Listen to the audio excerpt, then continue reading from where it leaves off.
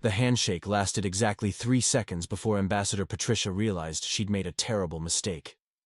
"Did I just—" she started, watching the 7-foot-tall alien's facial tentacles turn a violent shade of purple. "You have insulted the honor of my entire bloodline," growled Alpha Prime Vexthul, his massive claws extending with an audible snick. "In my culture, that gesture means you wish to devour my offspring." Patricia blinked.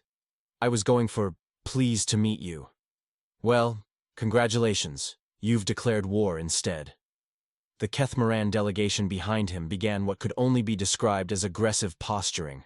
Lots of chest puffing, claw flexing, and low rumbling sounds that made the space station's hull vibrate. Patricia, all 5'4" of her, stood there in her sensible pantsuit and wondered if her diplomatic training had covered this particular scenario. Spoiler alert, it hadn't. "Look, can we just—" she began, but was interrupted by a small, furry projectile launching itself from behind the Alpha Prime's legs and landing squarely in her arms. The projectile turned out to be a Keth'moran cub, roughly the size of a golden retriever, but with more teeth and an alarming number of spikes. It looked up at her with enormous golden eyes and made a sound like a purring chainsaw. "Kethrix!" Alpha Prime barked, his voice echoing through the docking bay. "Return to formation immediately." The cub, apparently named Kethrix, ignored his father completely and burrowed deeper into Patricia's embrace, making happy little chirping noises. Patricia looked down at the creature in her arms, then up at the towering alien warrior who was supposed to be its father. "Is he supposed to do that?" Alpha Prime's expression shifted from homicidal rage to pure confusion. "No. He is trained from birth to show deference only to pack leaders. You are—" He paused, looking Patricia up and down with obvious disdain.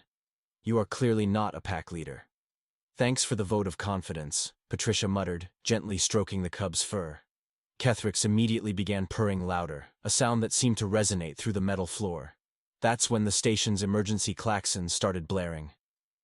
"Attention all personnel," came the mechanical voice over the intercom. "The station is now under diplomatic lockdown protocol, 23 Alpha. All airlocks are sealed. Estimated time until resolution, unknown." Patricia sighed. "Well, that's just perfect." Alpha Prime's tactical advisor, a lean Keth'moran with intricate scarification covering half his face, leaned over and whispered something in his leader's ear. The Alpha Prime's eyes widened. "What do you mean, standard human procedure?" he demanded. The advisor shrugged. "According to our intelligence files, humans always trigger lockdown protocols during first contact. Something about containment of potential threats." "I'm not a threat," Patricia protested, still holding the purring cub. "I'm from the Department of Interspecies Relations. My biggest weapon is a strongly worded memo." Alpha Prime stared at her for a long moment, then at his cub, who had now fallen asleep in her arms. "This makes no sense. Kethrix is trained to recognize strength, dominance, pack hierarchy. You possess none of these qualities." "Maybe he's just tired," Patricia suggested helpfully. "Keth'moran cubs do not get tired," the Alpha Prime said flatly. "They are bred for constant vigilance and—" He stopped mid-sentence as another cub, this one slightly larger and sporting what appeared to be tiny armor plates, crept out from behind the delegation and began sniffing at Patricia's shoes. "Oh, for crying out loud," Patricia muttered, as the second cub also decided she was the perfect climbing tree. "How many of you brought children to a diplomatic meeting?" The Alpha Prime's jaw worked silently for several seconds. "It is traditional. Cubs learn by observing their elders in situations of importance." "Right. And now they're all going to learn that humans make excellent jungle gyms, apparently." She looked around the docking bay, noting the emergency force fields that had activated across all the exits. "So, we're stuck here until someone figures out how to undo a diplomatic incident that I'm pretty sure just rewrote the Galactic Peace Accords." "The Galactic Council will demand satisfaction," Alpha Prime said grimly. "Honor must be restored." "Or," Patricia said, adjusting her grip on the two cubs who were now competing for the best snuggling position, "we could just sit down and figure this out like adults. I brought sandwiches. The silence that followed was broken only by the contented purring of alien cubs and the distant hum of the station's life support systems. Alpha Prime stared at her, as if she'd just suggested they solve their problems by juggling live grenades. You brought sandwiches to a formal diplomatic contact. Turkey and Swiss, they're really good. She paused. Though I guess you probably don't eat turkey or Swiss. Do you guys even have dairy products? The Alpha Prime's tactical advisor whispered something else in his ear. This time, the massive alien's expression shifted from confusion to something that might have been horror. What is it now? Patricia asked. Alpha Prime looked at her, then at his cubs, then back at her. When he spoke, his voice was barely above a whisper. My advisor has just informed me that according to our xenobiology files, human behavior patterns suggest you may be attempting to domesticate us. Patricia blinked. I'm sorry, what? But before anyone could answer, the lights went out, and something very large began pounding on the other side of the sealed airlock doors. Emergency lighting cast everything in hellish red as the pounding continued. Patricia instinctively tightened her grip on the two cubs, who had gone from purring to making nervous, chittering sounds. That would be the Zephyrian assault team, Alpha Prime said with the weary tone of someone whose day had just gotten significantly worse. They were scheduled to arrive after our meeting concluded. Let me guess, Patricia said, trying to project calm while internally screaming. They're not here for the complimentary mints. The Zephyrians have been disputing our territorial claims in the outer spiral for approximately 60 standard years. They likely detected our ships and decided this would be an opportune moment to... Alpha Prime paused, tilting his massive head. Why are you not afraid? Patricia looked down at the cubs in her arms, both of whom were now staring up at her with what she was pretty sure was trust. Should I be? Most sentients experience terror when faced with imminent combat situations. Yeah, well, most sentients probably don't have two scared kids depending on them right now. She gently stroked Kethrix's head, and his chittering calmed to a soft purr. Besides, panicking never helped anyone. You guys have a plan for this, right? The Alpha Prime's tactical advisor stepped forward. Standard protocol would be to engage the enemy in the corridor systems, using superior Keth'moran combat techniques to... Nope, Patricia interrupted. Not with the kids here. The advisor blinked, an unsettling sight given that Keth'morans had 3 eyelids. I beg your pardon? I said no. We're not having a battle royale in a confined space with children present. What kind of monsters do you think we are? Alpha Prime's voice dropped to a dangerous rumble. Human, you do not give orders to... He stopped mid-sentence as Patricia shifted both cubs to one arm and pointed a finger at him with the other. The gesture should have been laughable. A tiny human scolding a creature that could have snapped her in half without effort. Instead, something in her tone made every Keth'moran in the room take a step back. I don't care if you're the Alpha Prime of the entire galaxy, she said firmly. We are not putting these babies in danger. End of discussion. The pounding on the airlock grew more intense, accompanied by what sounded like plasma cutters. They will breach the door in approximately 4 minutes, the tactical advisor reported, his voice slightly hoarse. Then we have 4 minutes to come up with a better plan. Patricia looked around the docking bay, taking inventory. What do we have to work with? Combat armor, plasma weapons, tactical explosives, the advisor began. I meant for keeping everyone safe, not for blowing things up. She paused. Though I suppose the explosives could be useful for creating a diversion. Alpha Prime stared at her. You are discussing military tactics while holding my offspring. Your offspring are part of the tactical situation now, Patricia replied matter-of-factly. Which means our first priority is getting them somewhere secure. She looked around the bay again, noting the various maintenance shafts and emergency compartments. There, that environmental control access panel.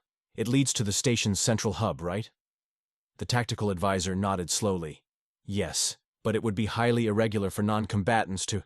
Great. You're going to escort the cubs through there while the rest of us handle our uninvited guests.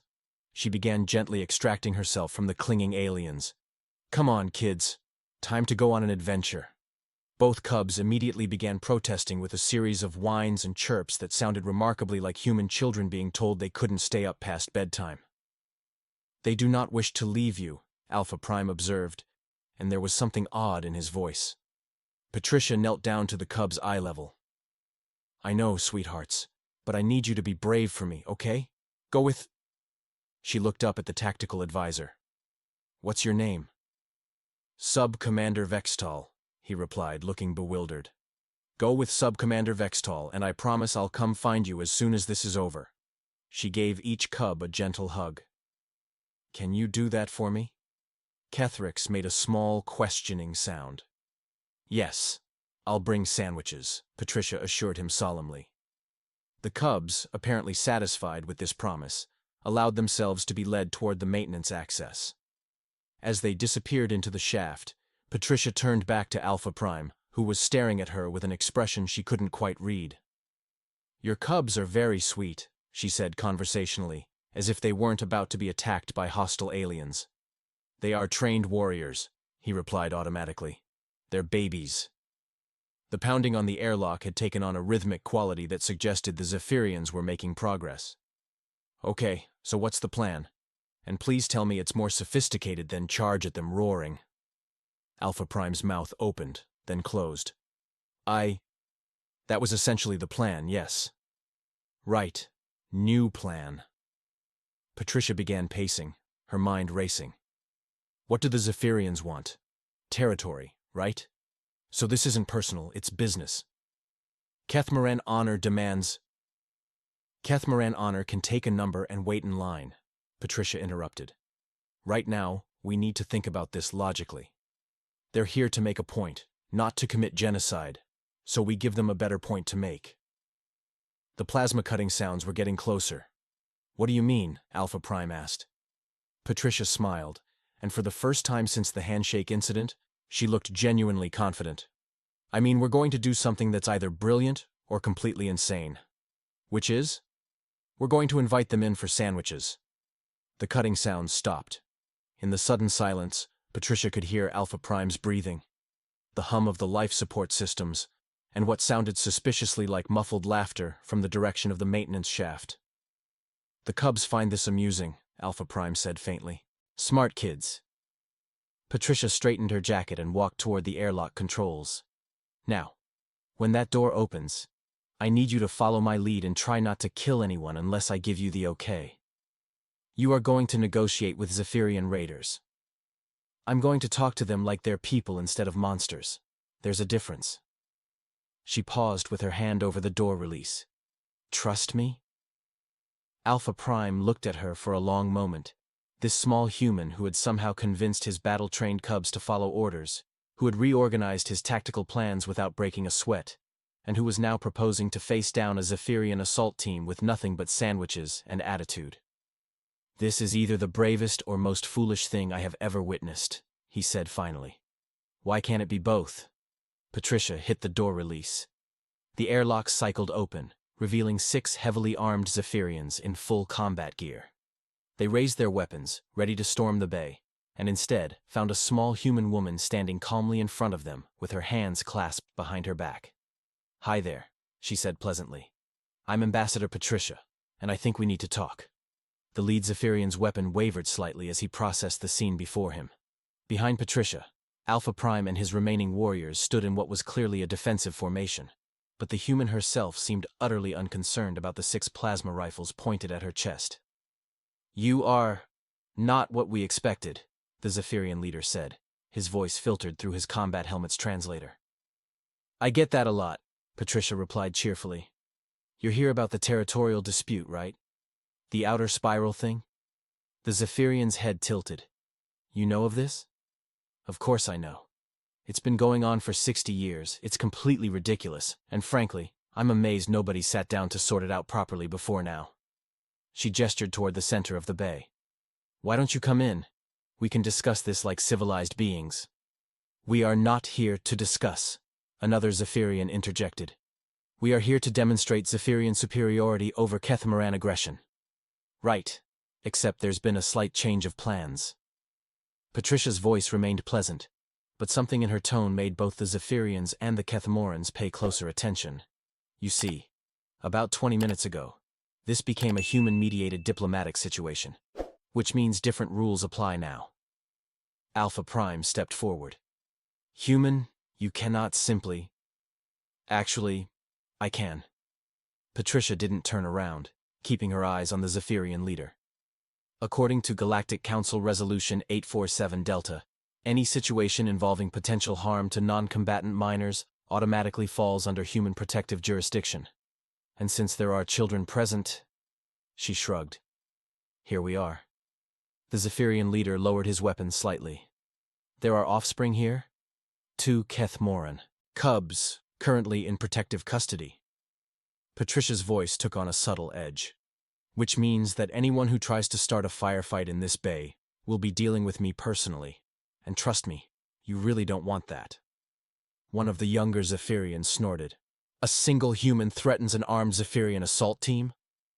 Oh, sweetie, Patricia said, turning to face him with a smile that didn't reach her eyes. I'm not threatening you. I'm explaining the new rules of engagement. That's when the first reinforcements arrived. The maintenance shaft Patricia had sent the cubs through apparently connected to more than just the environmental systems. Sub-Commander Vextal emerged first, followed by the 2 cubs, and then by what appeared to be half the station's security force. Humans, Andromedans, a couple of Rigelian peacekeepers, and even a Centaurian diplomat who looked like he'd rather be anywhere else. Ambassador, called the human security chief, a grizzled woman with sergeant's stripes. We received reports of an unauthorized boarding action. Everything's under control, Sergeant, Patricia replied calmly. We're just having a discussion about proper conflict resolution procedures. The cubs, meanwhile, had spotted Patricia and were making determined beelines for her position, completely ignoring the fact that she was standing between 2 armed alien factions. Keth'rix reached her first, wrapping himself around her legs with obvious relief. Miss Patricia, he chirped in heavily accented standard. You came back! Of course I did, sweetheart. I promised, didn't I? She scooped him up, then caught the second cub as he launched himself at her. How was your adventure? We saw the big machines that make air, the second cub announced proudly. And Sub-Commander Vextal let us press buttons. That sounds very exciting.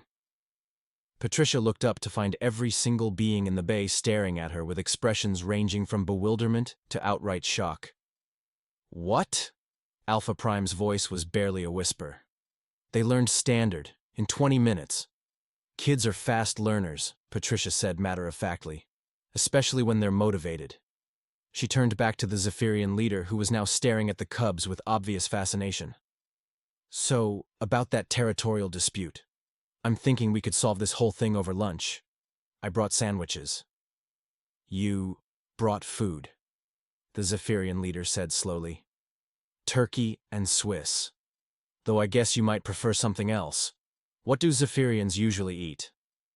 The question seemed to completely derail whatever aggressive momentum the boarding party had built up. The leader looked at his companions, then back at Patricia, who was now juggling 2 alien children while conducting interspecies diplomacy. We consume standard protein rations, he said uncertainly.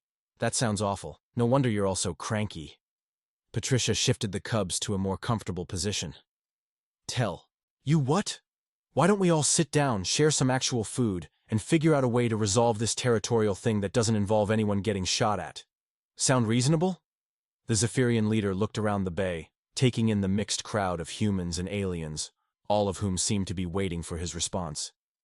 His gaze lingered on the cubs, who were now chattering happily to Patricia in a mixture of Keth'moran and increasingly fluent Standard. This is highly irregular, he said finally. The best solutions usually are. Patricia smiled at him, the same warm expression she'd been giving everyone since this whole mess started. Besides, what's the worst that could happen? We have a civilized conversation and maybe work out a compromise that's been 60 years in the making? Alpha Prime stepped forward, his massive frame casting a shadow over the group. The Keth'moran delegation will participate in this discussion. The Zephyrian leader's helmet turned toward him. You agree to this human's proposal? I agree that. Alpha Prime paused, looking down at his cubs, who were now teaching Patricia what appeared to be a Keth'moran finger-counting game. I agree that there may be wisdom in exploring alternatives to traditional combat resolution. Excellent! Patricia beamed at both of them. Sergeant, could you have someone set up tables in conference room C? And maybe see if the commissary has anything more interesting than protein rations? As the security team began organizing the impromptu peace conference, the Zephyrian leader approached Patricia.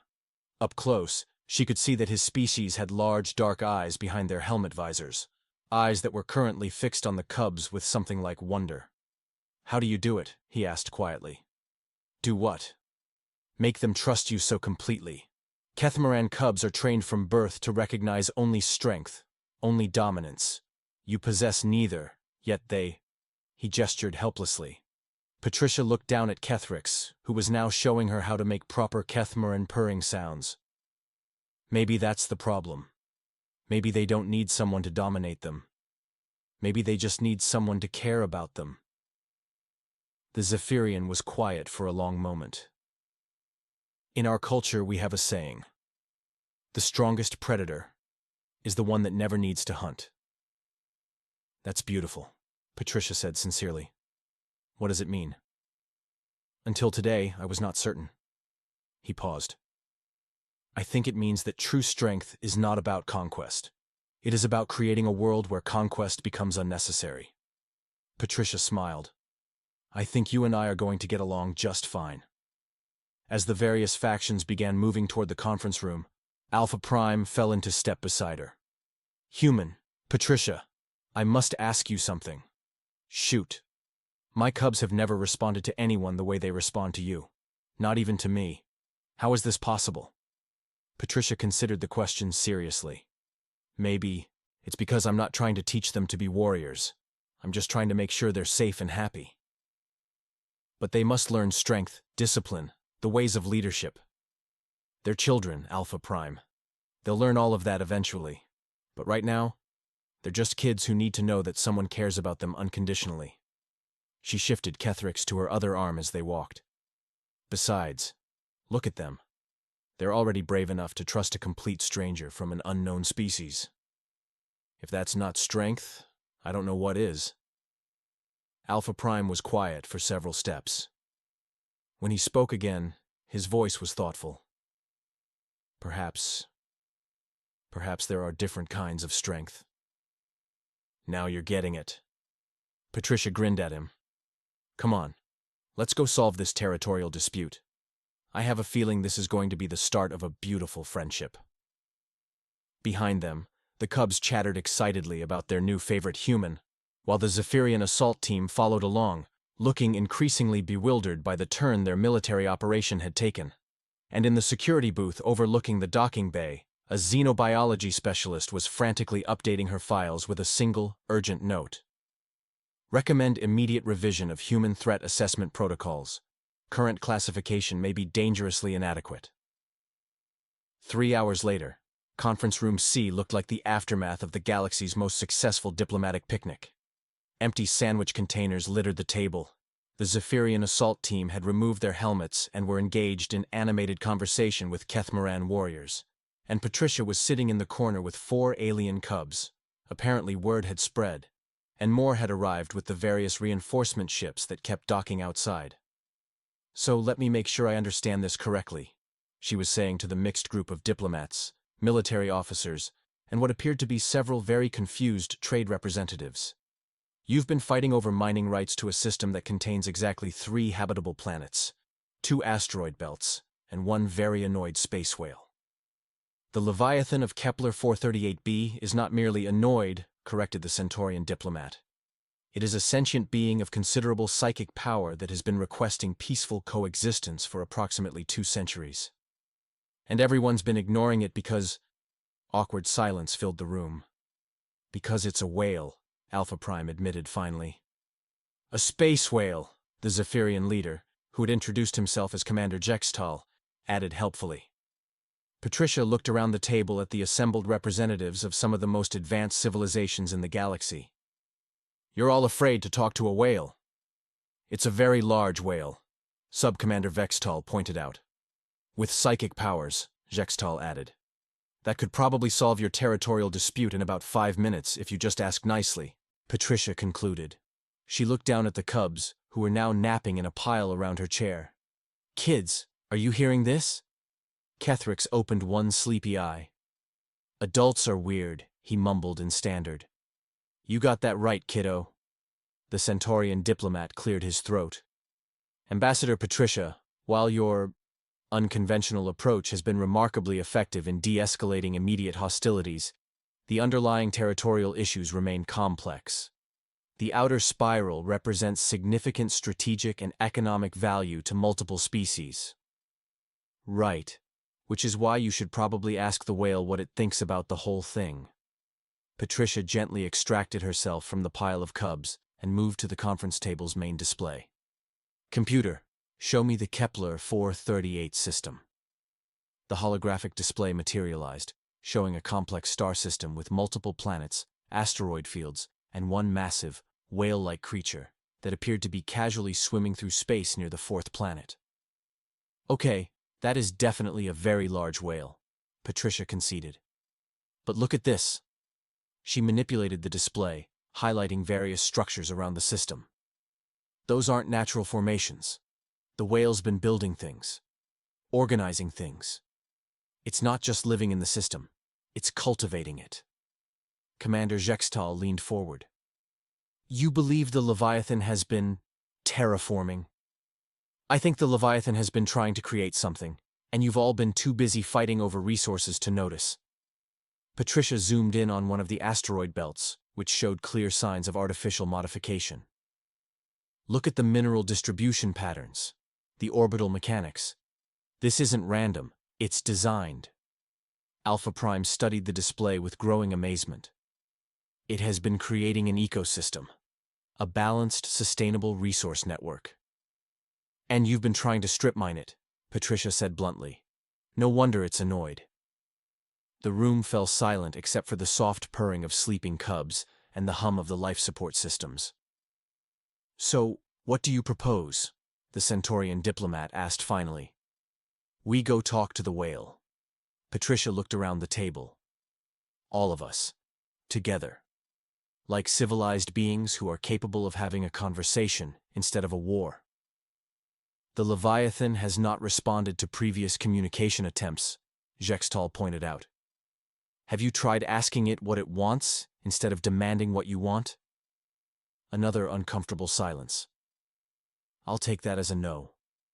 Patricia began gathering up the sleeping cubs, who instinctively snuggled closer to her warmth. Computer, open a communication channel to the Kepler 438 system. Wideband, all frequencies.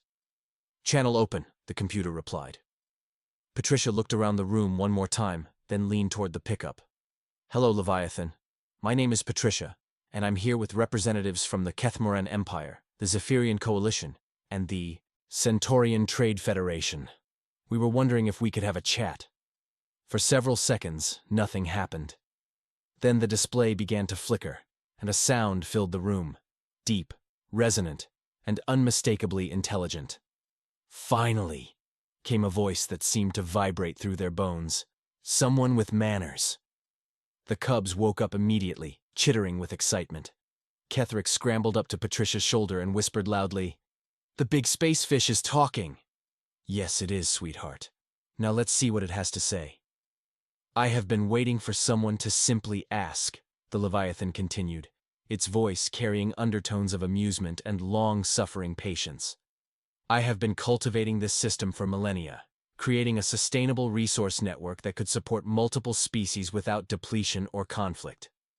Alpha Prime and Jextal exchanged glances. "But instead of inquiring about my work, your species have been attempting to dismantle it for short-term profit. It has been frustrating." "I can imagine," Patricia said diplomatically. "Would you be willing to explain your project to us? I think there might be some mutual benefit here." "Mutual benefit," the Leviathan repeated, and there was definitely amusement in its voice now. "Yes, I believe there might be. Especially if you are the species that domesticated the wolves." Patricia blinked. "How do you know about that?" Word travels quickly among those who understand the difference between conquest and cultivation. You have made quite an impression, little pack mother. The cubs began purring louder, apparently recognizing the term. Bring your delegation to my system, the Leviathan continued. Let us discuss how civilized beings might share resources without destroying them. I believe you will find my proposal interesting. As the communication ended, Patricia looked around the room at the assembled diplomats, warriors, and trade representatives. Well, that was easier than expected. Alpha Prime was staring at her with something approaching awe. You did it. You resolved a 60-year territorial dispute in a single conversation. The whale did most of the work, Patricia said modestly. I just remembered to say please. Commander Jextel stood up slowly. Ambassador Patricia, I must ask, how did you know this would work? Patricia smiled, gently stroking one of the cubs who had fallen back asleep against her shoulder. Because at the end of the day, most conflicts aren't really about territory or resources or power. They're about feeling heard, feeling respected, feeling like you matter. She looked around the room. Everyone wants the same basic things: safety for their children, enough resources to thrive, and the knowledge that they're not alone in the universe. And if they don't want those things, the Centaurian diplomat asked, then you make sure they understand that threatening children is a really, really bad idea. Patricia's voice remained pleasant, but something in her eyes made several of the larger aliens shift uncomfortably. But most of the time, it doesn't come to that. Most of the time, people just want someone to listen. As the various delegations began making preparations for the journey to Kepler 438, Alpha Prime approached Patricia one final time. I owe you an apology, he said quietly. When we first met, I called your species weak. You weren't entirely wrong, Patricia replied, adjusting her grip on the sleeping cubs. We're not the strongest, or the fastest, or the most advanced. Then what are you? Patricia considered the question seriously, looking around the room at the former enemies who were now planning a joint diplomatic mission to meet with a space whale that might hold the key to peaceful coexistence in their corner of the galaxy. We're the species that turns enemies into family, she said finally. We're the ones who look at a room full of predators and see a bunch of people who probably just need a hug and a decent meal. Alpha Prime was quiet for a long moment. That may be the most terrifying thing I have ever heard. Why? Because it means you do not conquer worlds, Patricia of the humans. You conquer hearts, and there is no defense against that. Patricia smiled, the same warm expression that had been disarming aliens all day. Now you're getting it. As the station prepared for the historic journey to Kepler 438, a message was transmitted to Earth through the quantum communication network. First contact mission successful, territorial dispute resolved, new alliance formed. Recommend immediate revision of human diplomatic protocols. Also, pack more sandwiches next time. Ambassador Patricia. In the margin of the report, someone had added a handwritten note. They should never have let humans in the room. But by then, it was far too late to put that particular genie back in the bottle.